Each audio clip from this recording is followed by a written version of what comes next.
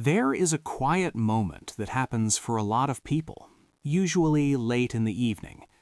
The apartment is dim, the day is over, the phone is in your hand, not because you need it, but because it's there.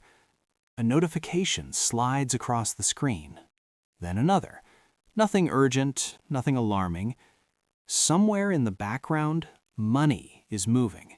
Not dramatically, not violently, just gently. A few dollars here, a few euros there, so small they don't register emotionally, so familiar they barely register cognitively. It doesn't feel like spending. It feels like life continuing. A streaming service renews, a cloud storage plan ticks over, a software subscription you once needed for a single project quietly renews for another month. A bank fee posts, labeled in neutral language. A trial you meant to cancel last spring becomes permanent by default. None of this feels irresponsible. None of it feels like a mistake. And that's the uncomfortable part.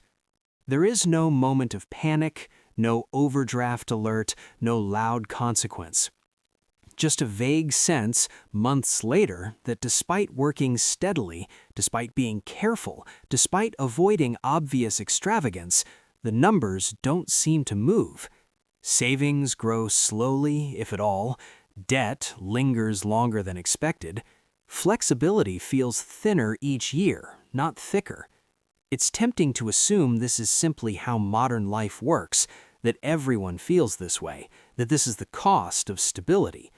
But beneath that assumption is something more precise, a quiet realization that's easy to avoid. Large parts of today's economy are not built on reckless spending. They're built on forgetfulness, on inattention, on the absence of friction.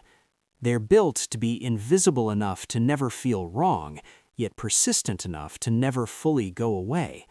And most people participating in this system are not careless. They're tired. They're busy. They're mentally occupied with work, family, health, and the basic logistics of daily life. This is not a story about bad decisions. It's a story about quiet ones. And once you notice it, it's hard to unsee. The person we'll follow doesn't have a name because they could be almost anyone. They live in a mid-sized city, not glamorous, not struggling, somewhere between expensive and manageable. Their after-tax income lands in their account once a month. It's enough to feel stable, but not enough to feel relaxed. Rent takes the largest share. A modest apartment, nothing luxurious, just clean, well-located, and close enough to work to justify the price. Utilities are predictable. Electricity, heating, internet, mobile phone, all reasonable, all expected. Transportation depends on where you imagine them. In the U.S., it's a car payment, insurance, fuel, maintenance. In Europe, it's a monthly transit pass, occasional train tickets, and the quiet convenience of not thinking about parking.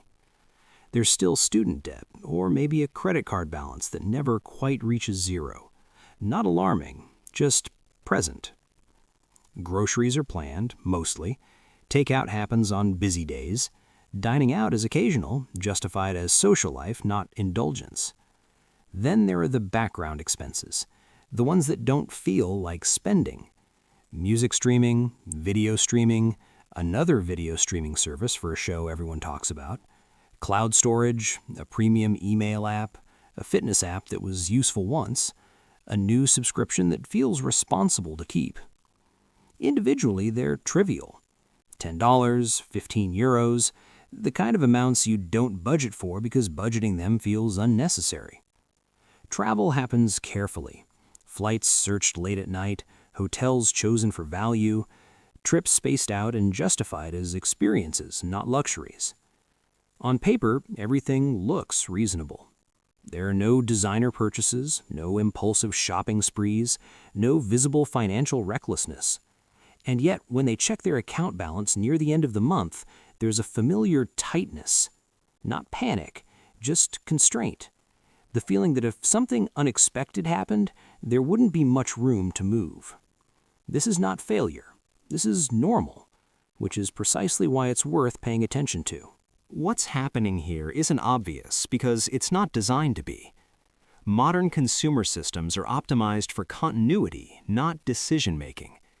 They are built to remove moments where you might stop and reconsider. Once something is set up, it doesn't ask for permission again. It assumes silence means consent. This isn't malicious, it's efficient. Companies learned long ago that the hardest sale is the first one. After that, the goal is not excitement, it's invisibility. A recurring charge that blends into the background is more valuable than a large, noticeable purchase that triggers reflection. For our unnamed person, most financial decisions were made months or years ago. Different priorities, different income, different life stage. But the charges remain fixed in time even as life moves forward. Meanwhile, income doesn't glide upward smoothly, it moves in steps. Promotions take time. Raises lag behind inflation. Bonuses are uncertain. So while expenses renew automatically, income renews conditionally. Doing everything right still leads to a kind of stagnation, not decline, just a lack of progress. This is where the secret economy lives, not in dramatic debt traps, but in small, persistent drains that require attention to undo, and attention is the scarce resource. Forgetfulness isn't a flaw here, it's a predictable outcome of complexity. The more systems you interact with, the more defaults you inherit, and defaults, by design, favor the system, not the individual navigating it. Let's stay grounded in this one life. Suppose there are 10 small recurring expenses. Some are $8, some are $12, one is $20. Together, they add up to about $120 a month, or roughly 110 euros. That doesn't feel significant. It's less than a nice dinner out, less than a weekend trip. But monthly numbers are deceptive.